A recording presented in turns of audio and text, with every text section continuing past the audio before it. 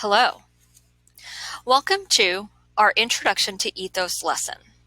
Today's the first day we're going to be talking about rhetorical appeals, and this whole week is going to be devoted to ethos. Your other lesson this week is going to be chapters 5 through 8 of Thank You for Arguing, where Jay Heinrichs goes a lot more in depth about different ways that you can appeal to ethos, giving you specific techniques, etc. But for today, we're just going to cover the basics. The way this is going to work is there are going to be parts of this video where I'm going to ask you to pause and read an excerpt that I've posted for you. After you do that, you're going to be required to answer a question in this app before you move on. That's going to happen twice. And when you get to the end of it, it'll prompt you to return to Schoology and complete the exit ticket for the ethos lesson. That will be the thing that you need to turn in today after watching the video. First of all, before we go any further, I know you guys are familiar with rhetorical appeals, ethos, pathos, and logos. And students have really sort of liked this concept because it's easy to know them and identify them. But it's really important to understand that we're not trying to identify them. Identifying rhetorical appeals does nothing.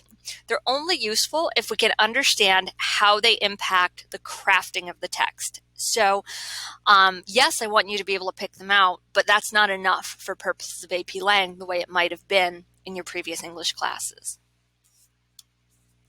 So ethos is Greek for character. It refers to the expertise, the knowledge, the experience, the sincerity, combination of those things.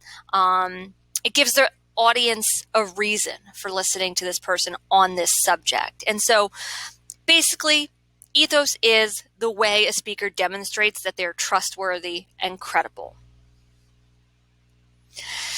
They do this through the persona with which they present themselves. They choose to present themselves in a certain way as a certain type of person. The same speaker could present a different persona in different rhetorical situations. For example, think about an argument discouraging teenage drinking. A speaker might use the persona of a concerned parent to be persuasive. They might use the persona of an expert in the field, I suppose, if they are an expert in the field. They might use the persona of a recovering alcoholic. These different personas that are being used are different tactics to build ethos.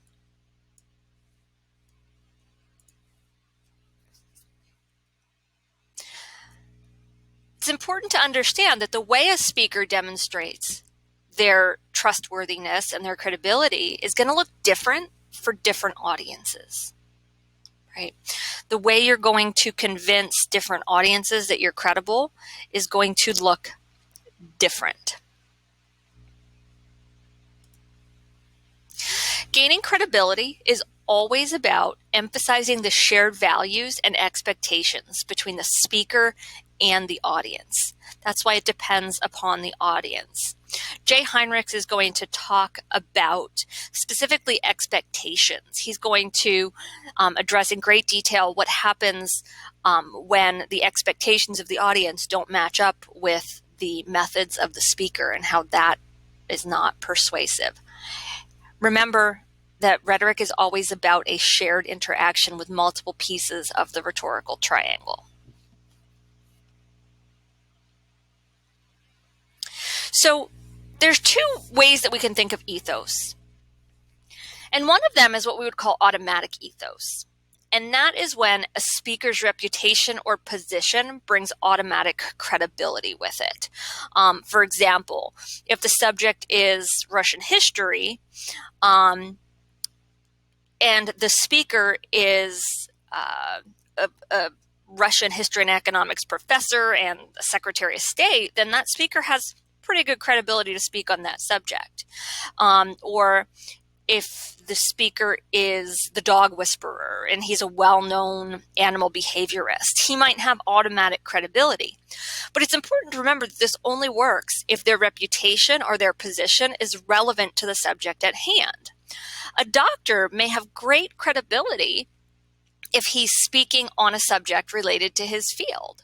But he may not have automatic credibility if he's not speaking about his field. Certainly, if the subject were teaching high school English, a doctor's credibility, his reputation and his position is not going to give him that sort of credibility on the subject that he's speaking about. It's also why you'll sometimes hear, especially in the news these days, lots of doctors are quoted, but we always have to ask ourselves, do they have credibility on this particular thing that we're talking about? Maybe they're a heart surgeon and they're trying to make commentary on epidemiology.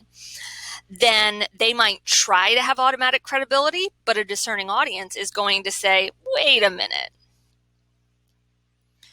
We're going to look at an example of automatic ethos, and how a speaker's title or status automatically brings ethos to their rhetorical situation. On September 3rd, 1999, King George VI gave a radio address to the British people. His goal was to declare that the country was at war with Germany. So the very fact that he's king gives him a certain degree of automatic ethos to speak on this subject, obviously. But he also, in his speech, creates ethos by emphasizing the shared values that unite everyone. So what I'd like you to do right now is to pause, read the speech that's linked in the lesson, and then answer the question that pops up here in Play Pause It.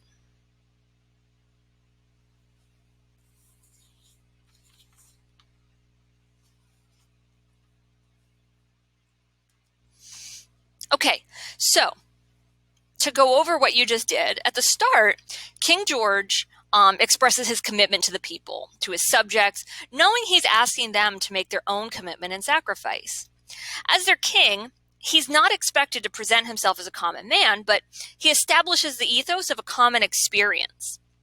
He tells them this when he says, he speaks with the same depth of feeling as if I were able to cross your threshold and speak to you myself. He's making a connection between him and them. Then he uses we, the pronoun, in order to speak as one of them. He acknowledges we are at war for the second time in the lives of most of us. He uses first person plural possessive when he identifies our enemies, not Britain's enemies, ours. This sort of personalization, the emphasis on the people themselves, he follows that with some sentences that are a much more abstract discussion of a principle of going to war. But at the end of the discussion, he reinforces the nation's shared values. He says, for the sake of all we ourselves hold dear, and of the world order and peace, it is unthinkable that we should refuse to meet the challenge. Then he calls upon the citizens to, quote, this high purpose, and refers to them not as citizens or subjects, but as my people, which again suggests that closeness rather than emphasizing the distance between him as the king and them as the subjects. The last paragraph then, he references God, and that's another reminder of their shared beliefs. He says, they worship the same God and, quote, commit their cause to him. He brings ethos to this speech by virtue of his position, but then he assures his audience that we shall prevail. Rather than saying England shall prevail or Britain shall prevail, he's basing all of this on their common plight and their common goals. And then in together, by stressing how they're in this together, King George is showing himself to be credible on this subject. Not just that he knows what he's talking about on the subject of war, but that they should trust him because he is not talking down to them. He's talking as one of them, showing he understands them. All right, we're going to go on to look at another example. And there's a second type. If we called the first one automatic ethos, we'll call this one building ethos. And this is when a speaker has to build their own ethos by explaining their background or emphasizing shared values. When they don't have the position, when they're not the king, what do? This is when you have to, as a speaker, explain your credentials or background information to your readers. Because readers are more likely to listen to somebody who is qualified to speak on this subject or who shares your values and concerns. But remember again, they have to build their ethos relevant to the subject at hand. Now we're going to look at an example that is an excerpt from a book called Hillbilly Elegy. It was written in 2016, and it's a memoir written by J.D. Vance. And he's writing about sort of the white working class experience in Appalachia. I believe he was in Kentucky/Southern Ohio. And what I'm going to ask you to do now is read this excerpt. And I want you to notice how he builds his ethos by acknowledging that he has no automatic ethos, and anticipating the concerns that his audience might have. So I'm going to ask you to stop, pause, read the excerpt that's posted on the lesson plan, and then answer the question here and play pause it before moving on.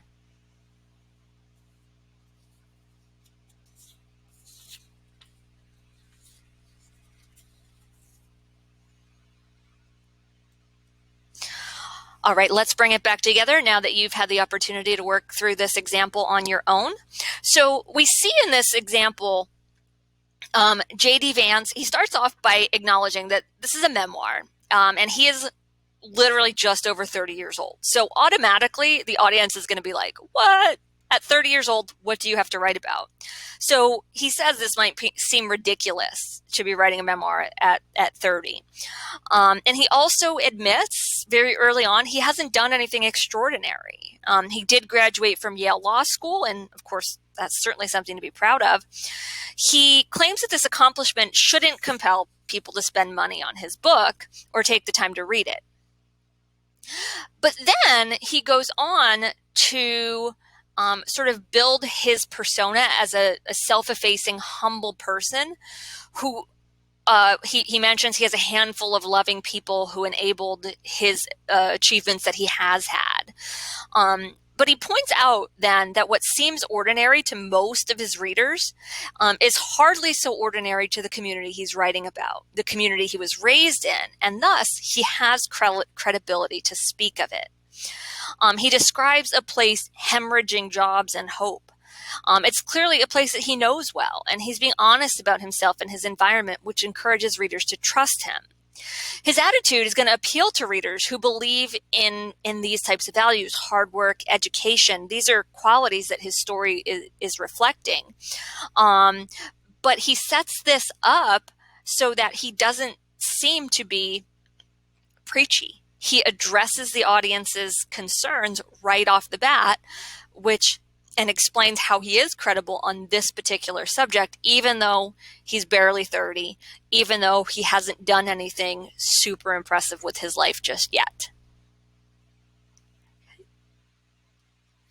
Now that you've had the opportunity to look at two examples and hear some explanations of how these particular speakers are appealing to ethos, your next task is to go back to Schoology and complete the Ethos lesson exit ticket.